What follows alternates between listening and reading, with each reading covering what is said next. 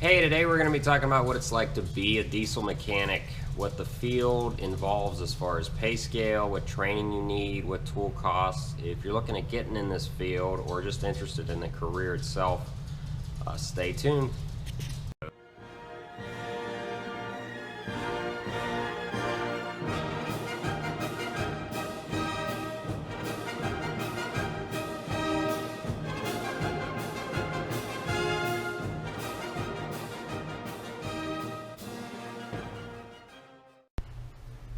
So what's it like being a diesel mechanic?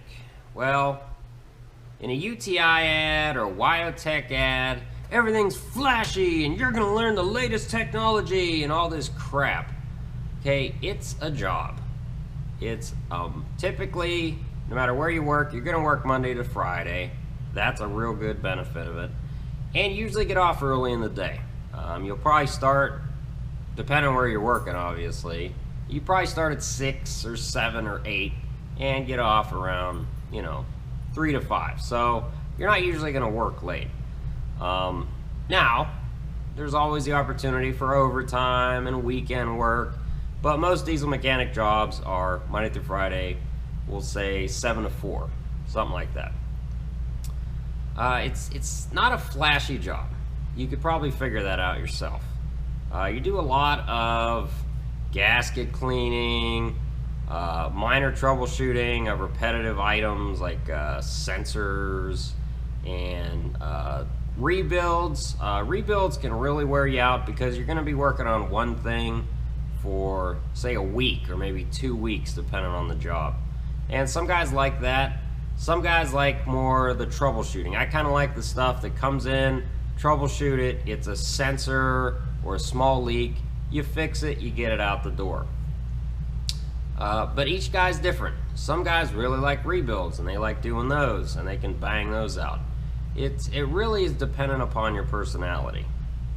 And I'd say that's the biggest thing is if you're thinking of being a mechanic, I really hope you're someone that already likes working on stuff, because if you don't have an interest in that, you're not going to be successful as a mechanic, because you have to have that craving to want to learn these systems, to want to learn how a fuel system works, why a cooling system has to work a certain way, how electricity works. And I hope that goes into your decision if you're going to be coming into this field, that it's a passion at first that'll turn into a career.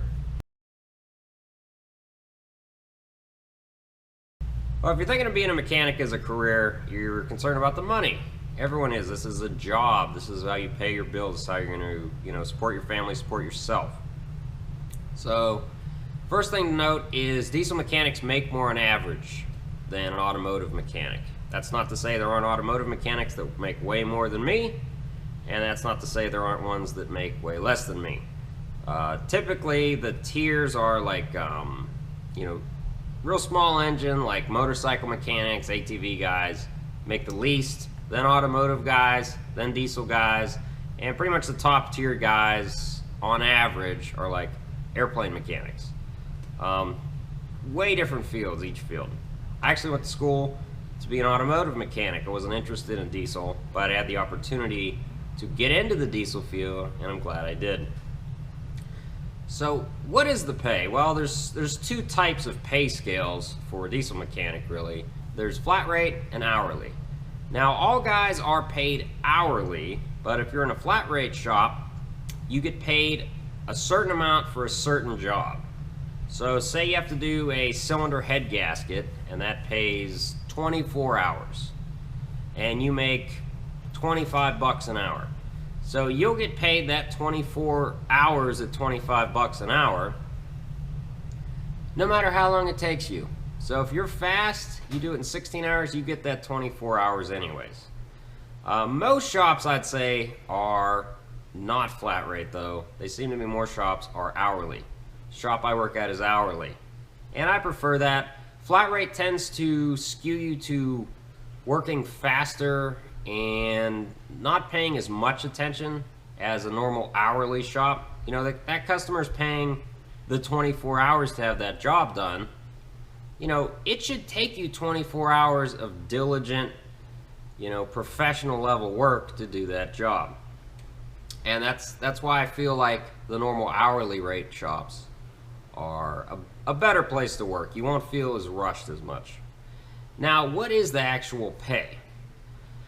I would say most mechanics, say you've been doing it, you know, if you're 40 years old and you've been a mechanic your whole adult career, you're probably going to be making, depending on what part of the country you're in, you know, high 20s to maybe $40 an hour if you're a union mechanic in New York or California. But I'd say the average probably you're going to top out around is low 30s an hour, which is pretty good pay. And, you know, that's really the pay scale you're looking at.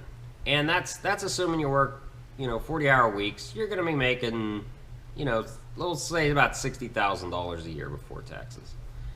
Now, you can make over 100 grand as a diesel mechanic, but it depends where you work. If you're working in, you know, Alaska, you're going to be making probably closer to that $40 an hour, and you're going to be working a lot of overtime.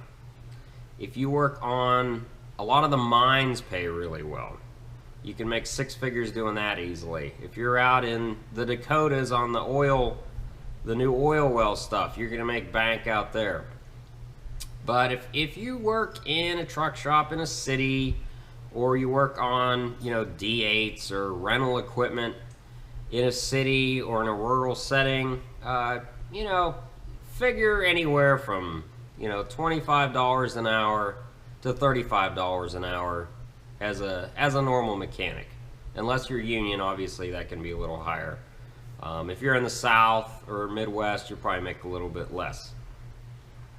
And that's decent pay. You know, you can raise a family on that. That's, you know, that's an honest wage. Now, what are you going to start at? You'll probably start at, as an apprentice, you know, mid-teens. Probably start around 14, 16 bucks an hour. But if you're a fast learner, you're going to bump that up pretty quick. So, you know, if you start out at 14 bucks an hour, don't think, oh man, I'm only making 14 bucks an hour. You're gonna increase your value pretty quickly as you buy tools and as you gain experience.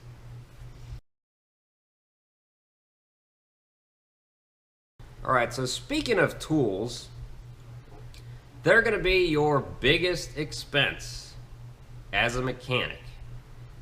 Depending on where you get your training from, if you go to a private institution, UTI or Wyotech, you know, you probably put, you know, $20,000 into that education.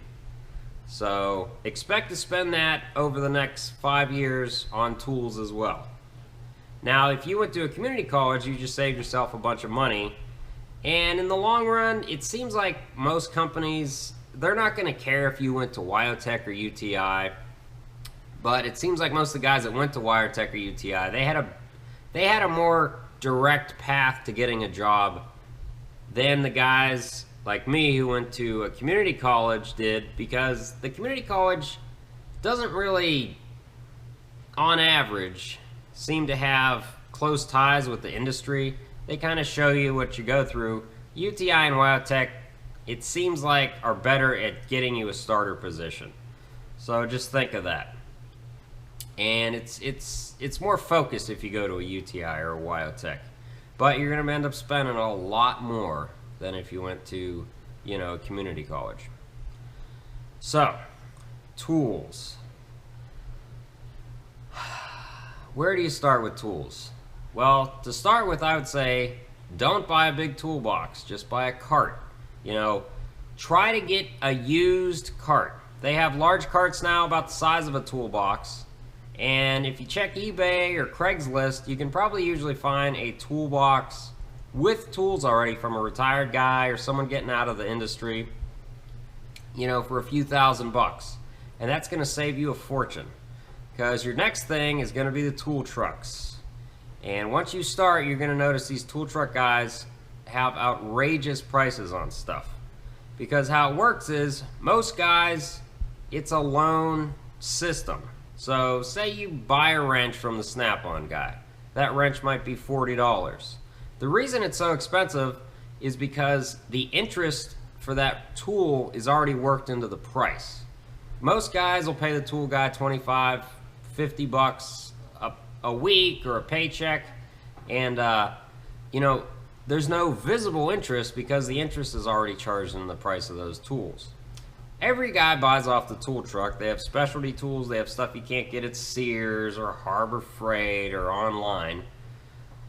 But if you can prevent buying all your initial tools from those guys, it's going to save you a lot of money in the long run, especially getting a used toolbox or a used cart and used tools. Also, I'd recommend your mainline tools, your wrenches, your ratchets, your sockets. Try to get quality ones. You're going to use these every single day. Snap-on, Matco, Mac, although Mac seems to be getting a lot more imported tools and then slapping a Mac sticker on them.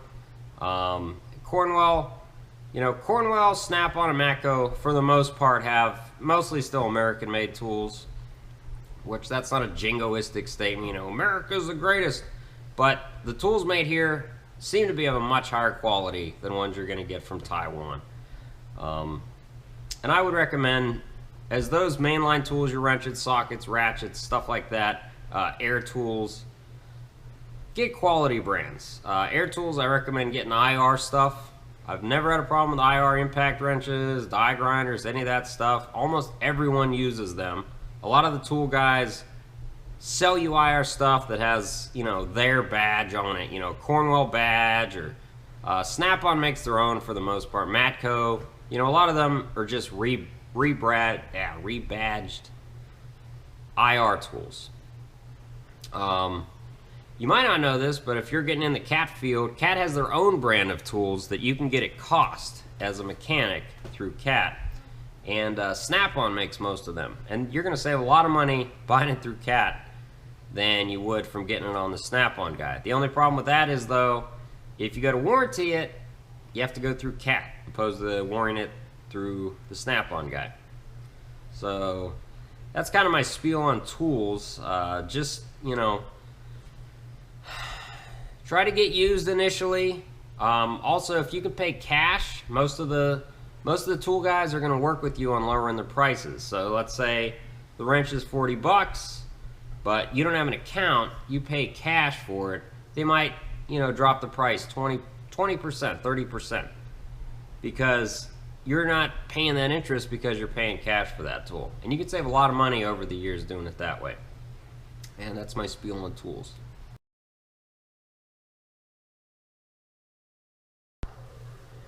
All right, next we're going to be talking about advancement and longevity as a mechanic. I'd say most of the mechanics, the average ages in the shop is probably somewhere in the mid-40s. You don't see a lot of 70-year-old mechanics, although you don't see a lot of 70-year-old working people. But if you're a doctor, or a lawyer, or a teacher, you can do that when you're 65. You don't want to be doing diesel mechanic work if you're in your 60s. A lot of guys will get back injuries or arthritis by then anyways. So really, I'd say if you're in your mid-40s that's doing this, you might want to start looking at different avenues to get out of this line of work. But that doesn't mean everything you know goes to waste. There's different fields inside this field that rely less on your physical abilities and more on what you've learned over the years. There's jobs like technical communicators. You can help with design. You can go into management. There's service writers, parts guys, and all that knowledge you had from wrenching can correlate into that helping you do these other positions well. If you're doing something more technical later in your career, all that knowledge is going to translate really well. If you go into being a lead man or a shop supervisor or doing parts, all that knowledge is going to translate really well. More than someone who never had that. They can never relate to what it's like being a mechanic every day. And that's a good thing because, some of the trades, as you age, there's not a lot of ways out of them. If you're a successful plumber and you're getting into your 60s, there are management positions for that, but if you work in a dealership or a larger, say you work at a Peterbilt or a Kenworth dealership, there's more avenues out of the shop, I would say, than if you're, in a normal trade. So that's kind of a good thing too. Now, there's obviously not as many positions open than there are in the shop for supervisors and troubleshoot technical guys. So, maybe saving some of that money while you're making it would be a good idea. And, well, that's about it.